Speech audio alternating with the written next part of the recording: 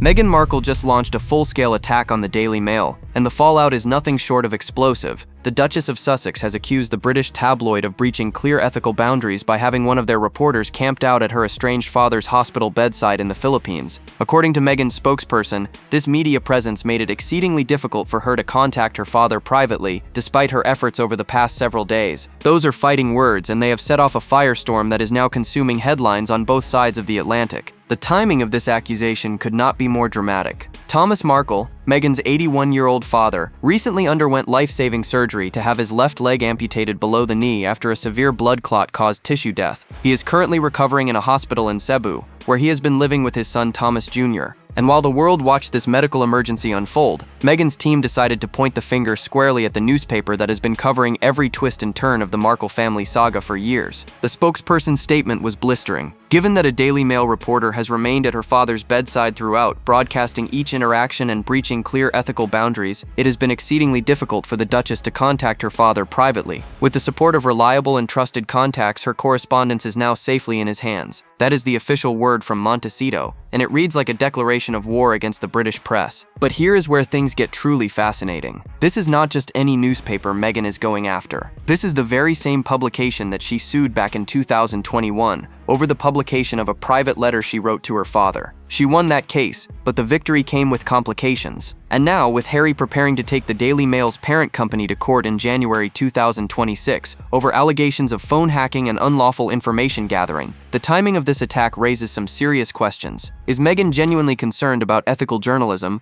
or is there something more strategic at play here? Sources close to the situation suggest that this public confrontation may be designed to bolster Harry's upcoming legal battle against Associated newspapers. After all, what better way to paint the Daily Mail as villains than to accuse them of interfering with a daughter's attempt to reach her dying father? The optics are undeniably powerful. A grieving daughter blocked from contacting her sick parent by a predatory tabloid. That is the narrative Meghan's team is pushing. But as we are about to discover, the Daily Mail has a very different version of events to share, and their response has left many people questioning everything they thought they knew about this situation. What comes next will shock you, because the newspaper did not take this accusation lying down, not even close. The Daily Mail wasted absolutely no time in unleashing a devastating counterstrike against Meghan's accusations. Within hours of her spokesperson's inflammatory statement, DMG Media issued a response that completely flipped the narrative on its head, and the details they revealed have left royal watchers absolutely stunned. A spokesperson for the Daily Mail's parent company came out swinging with a statement that pulled no punches. When Thomas Markle was taken ill in the Philippines, he contacted Caroline Graham and asked her to travel from LA to be with him. Let that sink in for a moment. According to the newspaper, Thomas Markle himself reached out to their journalist and personally requested that she fly 22 hours across the world to sit by his hospital bed. This was not some tabloid ambush. This was an invitation, but the bombshells did not stop there. The spokesperson continued by revealing that Caroline Graham has been friends with Thomas Markle since 2018. She has been with him in hospital every day, providing him with care and support. That is a remarkable claim. The Daily Mail is essentially arguing that their reporter is not there as a journalist at all, but as a genuine friend offering comfort to a sick and elderly man during his darkest hour. The newspaper then went for the jugular on Meghan's ethical breach accusation. It is entirely untrue that each interaction has been broadcast, and the suggestion that Caroline has breached ethical boundaries is demonstrably false and vehemently denied. Those are the kinds of words you use when you are preparing for a legal battle. Demonstrably false, vehemently denied. This is not a gentle pushback. This is a full-throated rejection of everything Meghan's team claimed. Perhaps most damaging to Meghan's version of events was the revelation about cooperation. The Daily Mail stated that as soon as Thomas Markle gave consent for his contact details, the name of his hospital, and his room number to be provided to his daughter's spokesman, Caroline shared them. In other words, the newspaper claims they actually helped facilitate contact between Meghan and her father, rather than blocking it. The spokesperson also made a pointed offer that puts the ball firmly in Meghan's court. Caroline has made clear that if she can do anything to facilitate contact between Thomas Markle and his daughter to have a conversation, then she would be happy to do so. That remains the case. The implication is clear. If Meghan truly wanted to speak with her father, the Daily Mail is saying they would help make it happen. And then came the final blow. Any suggestion we have puppeteered Thomas Markle is entirely false and strongly denied. That word puppeteered is significant, because it echoes language Meghan herself used back in 2018 when she wrote to her father expressing fears that journalists were manipulating him. The battle lines have been drawn, and both sides are entrenched. But the most embarrassing revelation for Meghan was still to come. Just when you thought this situation could not get any more embarrassing for Meghan, the details of her so-called outreach attempt emerged.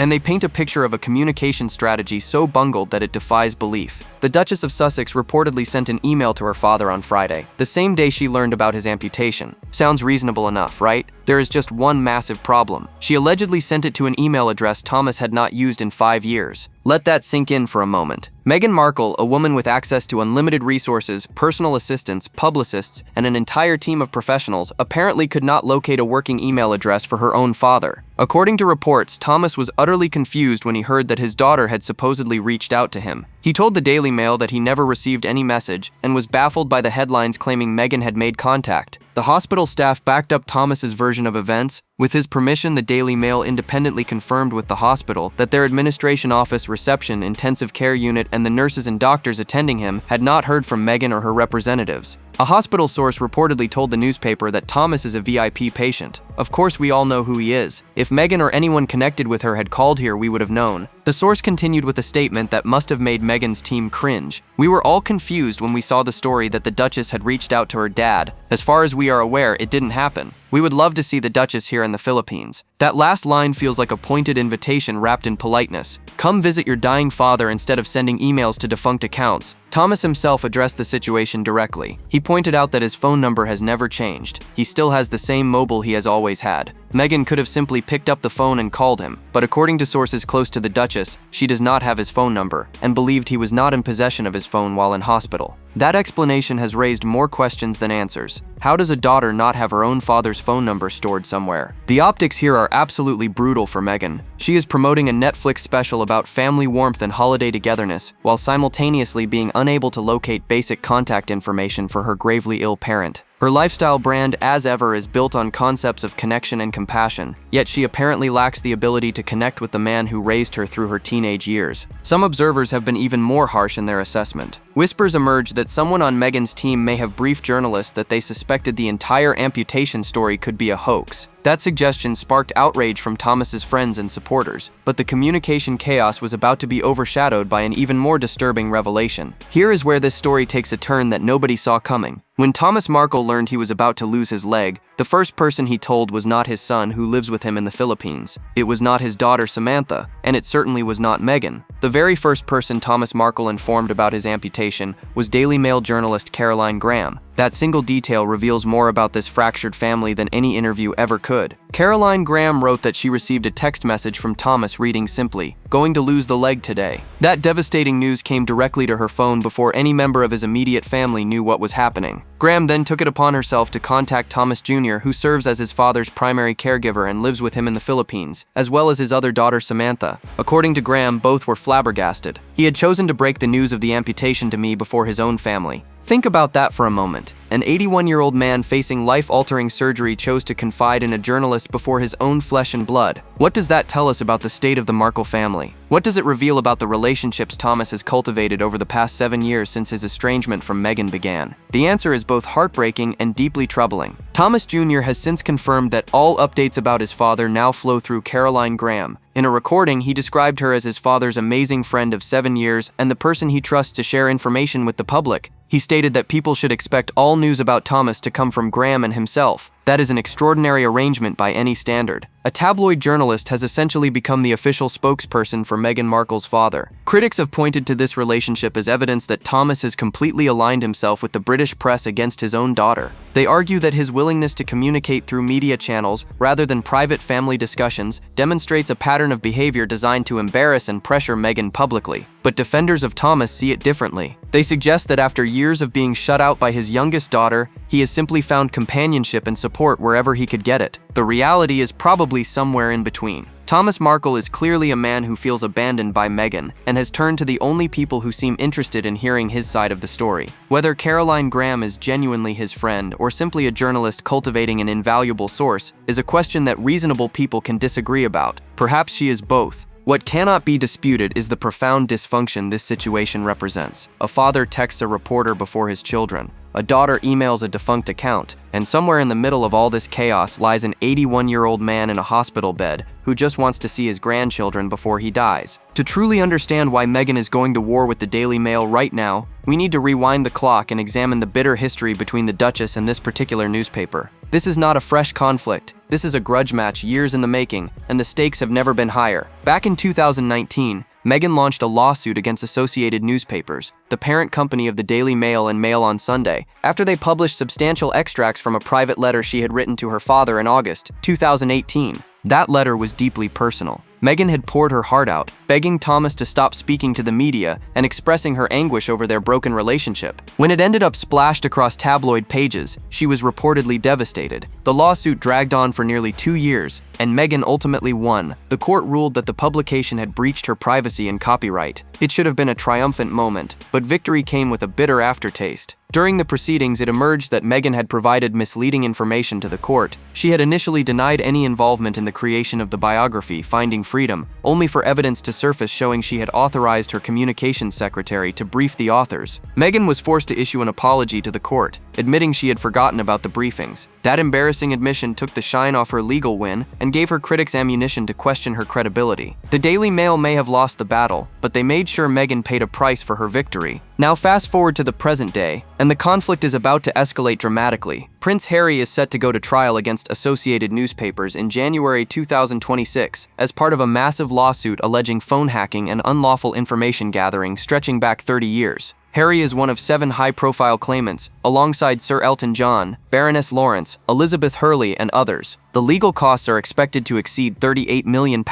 making this one of the most expensive media lawsuits in British history. The timing of Meghan's attack on the Daily Mail cannot be coincidental. With Harry's trial just weeks away, every negative story about Associated Newspapers helps paint them as villains in the public imagination. Every accusation of ethical breaches reinforces the narrative that this is a publication willing to cross any line in pursuit of a story. Some observers believe Meghan's statement about Caroline Graham was carefully calculated to soften the ground before Harry's courtroom showdown. Whether that theory is accurate or not, one thing is certain: the Sussexes and the Daily Mail are locked in a death spiral of mutual destruction. Neither side is willing to back down. Neither side is willing to forgive past grievances, and with tens of millions of pounds and personal reputations on the line, this war is only going to intensify. But while legal strategies were being plotted, a letter was finally making its way to Thomas Markle's hospital bed through the most unusual channels imaginable. After days of chaos, confusion, and public embarrassment, Meghan's correspondence finally reached her father, but the way it got there has raised eyebrows around the world. According to her spokesperson, the letter was delivered with the support of reliable and trusted contacts. What exactly does that mean?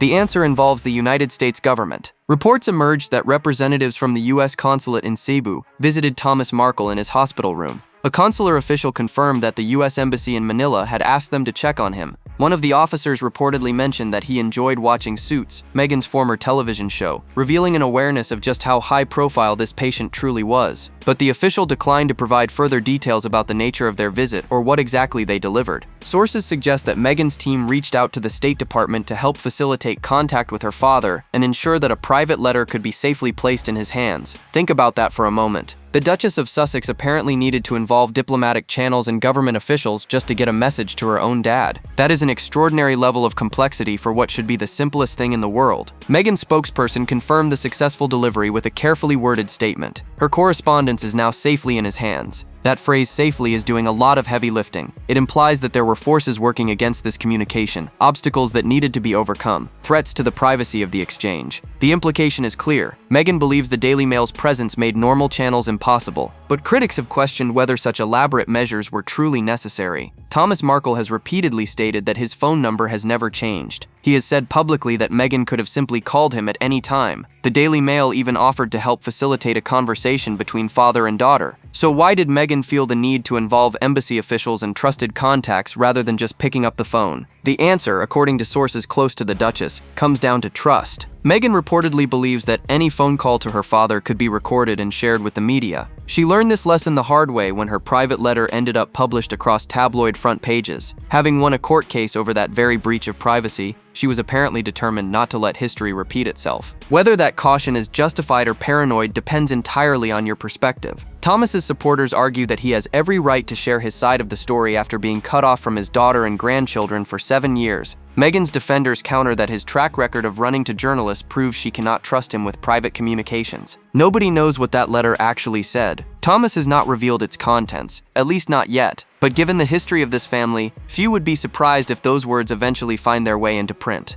And speaking of timing, there is another element to this story that has people absolutely furious. If you believe in coincidences, this next detail might test your faith. Thomas Markle's health crisis became public on December 3rd, 2025. That happens to be the exact same day that Meghan's Netflix holiday special premiered worldwide. The collision of these two events has sparked accusations of deliberate sabotage and raised uncomfortable questions about who benefits from the timing. On one hand, you have Meghan launching her carefully curated celebration of family warmth, nostalgic Christmases, and heartfelt togetherness. With Love, Meghan was designed to showcase the Duchess as a domestic goddess, a loving mother, and a woman who cherishes nothing more than gathering loved ones around a beautifully decorated table. The special was meant to rehabilitate her image and promote her lifestyle brand As Ever, which sells everything from jams to gift boxes with messages about thoughtful connection. On the other hand, you have her 81-year-old father lying in a hospital bed in the Philippines, having just lost his leg, pleading through the media for his daughter to contact him before he dies. The contrast could not be more devastating to Meghan's carefully constructed narrative. Critics have accused the Daily Mail of deliberately timing their coverage to inflict maximum damage on Meghan's Netflix launch. By releasing the story about Thomas's surgery on premiere day, they ensured that every interview, every review, and every social media discussion about the special would be overshadowed by questions about her estranged father. It was a masterclass in counter-programming if it was indeed intentional, but others have pointed the finger in a different direction entirely. Some royal commentators have suggested that Thomas himself may have orchestrated the timing to sabotage his daughter's big moment. After all, he contacted Caroline Graham before his own children. He invited a journalist to fly across the world to sit by his bedside. Was this a calculated move to steal Meghan's spotlight? The truth is probably messier than either theory suggests.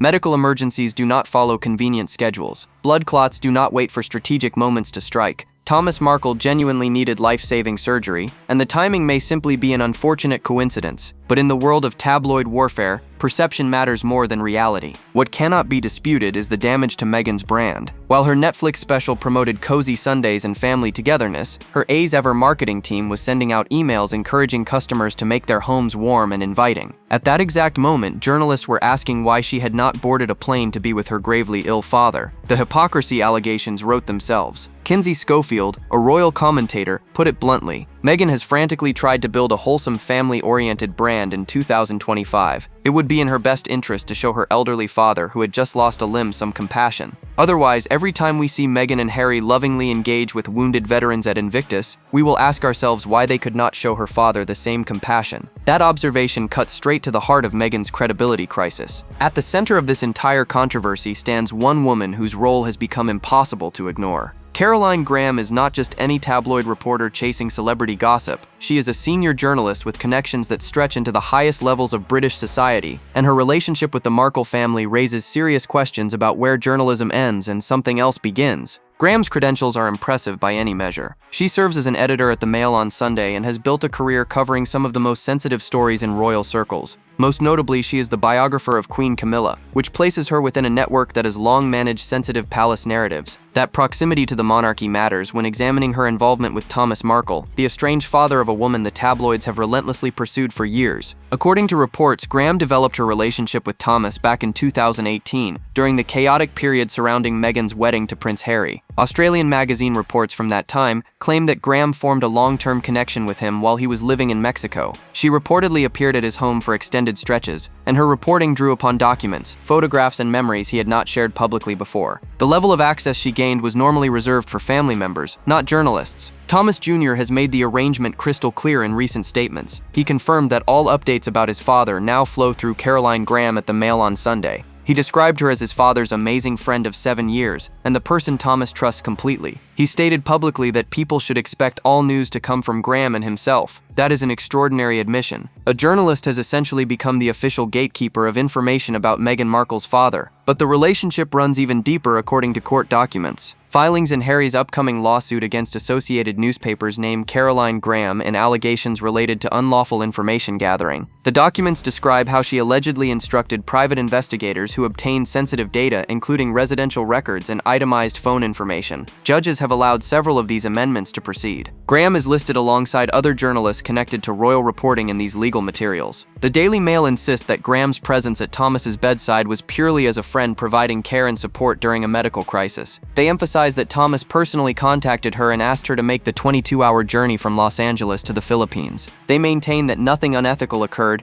and that everything published had Thomas's full consent. But critics see something far more calculated at work. They argue that Graham's embedded position within the Markle family gives the Daily Mail a direct pipeline into moments that should remain private. Every health scare becomes a headline, every family tension becomes front-page news, and every attempt by Meghan to maintain boundaries gets twisted into evidence of her heartlessness. Whether Caroline Graham is genuinely Thomas's friend or simply the most successful source cultivator in tabloid history may ultimately be a question only they can answer. But with Harry's trial looming, her role is about to face unprecedented scrutiny. Everything happening with Thomas Markle right now must be viewed through the lens of what is coming in January 2026. Prince Harry is about to step into a London courtroom for what promises to be the most explosive media trial in years, and the defendant sitting across from him will be Associated Newspapers, the very same company that owns the Daily Mail and Mail on Sunday. The timing of this Thomas Markle drama suddenly looks a lot less coincidental. Harry is one of 7 high-profile claimants suing the newspaper group over allegations of voicemail interception, commonly known as phone hacking, and other serious privacy breaches dating back 30 years.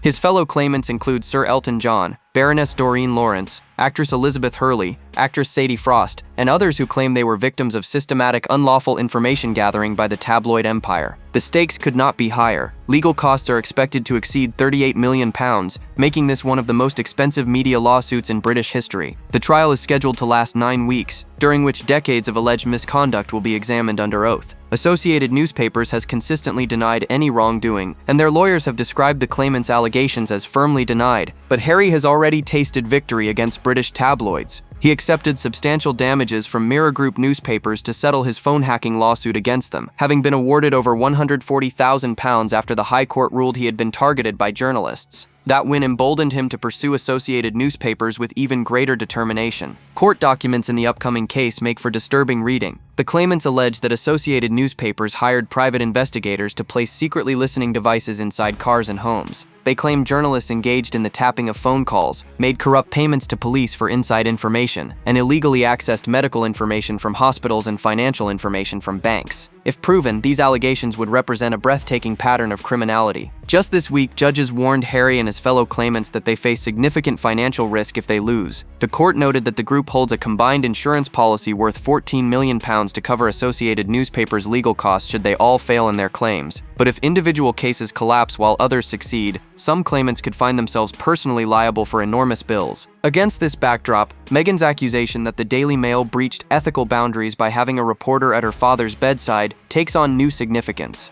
Every negative story about Associated Newspapers helps establish a pattern of behavior. Every accusation of overreach reinforces the narrative that this is an organization willing to cross any line. Some observers believe the entire Thomas Markle situation is being weaponized to influence public opinion before the trial begins. Others dismiss that theory as paranoid conspiracy thinking. But one thing is certain. When Harry walks into that courtroom in January, the Daily Mail will be fighting for its reputation and potentially its financial survival. The battle between the Sussexes and the British tabloids is entering its most dangerous phase yet. As the dust settles on this extraordinary week, one image haunts everyone following this story. An 81-year-old man lies in a hospital bed in the Philippines, missing part of his leg, wondering if he will ever see his daughter again. Thomas Markle's plea from that hospital room was heartbreaking in its simplicity. "I have always said I am open to reconciling with my daughter. I have never stopped loving her. I do not want to die estranged from Meghan." Those words carry the weight of 7 years of silence, missed birthdays, and grandchildren he has never held. Thomas says he wants to meet Archie, now 6 years old, and Lilibet, now 4. He added wistfully that it might be nice to meet her husband too. A reminder that he has never actually spent time with Prince Harry despite brief phone conversations before the wedding that never was. The question on everyone's mind is whether Meghan will travel to the Philippines to see her father. So far, all indications suggest the answer is no. Her spokesperson confirmed that a letter was delivered but made no mention of any planned visit. Sources close to the Duchess indicate she has no intention of boarding a plane, citing concerns about media interference and the impossibility of a private reunion with Caroline Graham embedded at her father's side. Royal experts are divided on what Meghan should do. Some argue that her compassionate lifestyle brand cannot survive continued estrangement from a dying parent. They point out that every time she and Harry attend Invictus Games events celebrating wounded veterans, critics will ask why she cannot show similar compassion to her own father who just lost a limb. The hypocrisy allegations will follow her everywhere. Others defend Meghan's right to maintain boundaries with family members who have repeatedly betrayed her trust. They note that Thomas sold staged paparazzi photos before her wedding, handed her private letter to tabloids, and has given countless interviews criticizing her over the years. His half-sister Samantha has been even more vicious, at one point allegedly claiming Meghan's children do not exist. Why should Meghan expose herself to people who have monetized their connection to her at every opportunity? The late Queen Elizabeth reportedly urged Meghan to reconcile publicly with her father years ago, concerned about how the family dysfunction reflected on the monarchy. Meghan ignored that advice, and here we are. Whether she regrets that decision is something only she knows. What happens next will shape how history remembers the Duchess of Sussex. Will she be seen as a woman who protected herself from toxic relatives, or as someone who let her father die alone while she promoted Jam on Netflix? The answer depends entirely on what she does in the coming weeks and months. One thing is certain, this story is far from over. The trial is coming, the cameras are watching, and somewhere in Cebu, an old man is waiting by his phone. Drop your thoughts below. Like, subscribe, and stay tuned. The next video is waiting, and you will not believe what is coming next.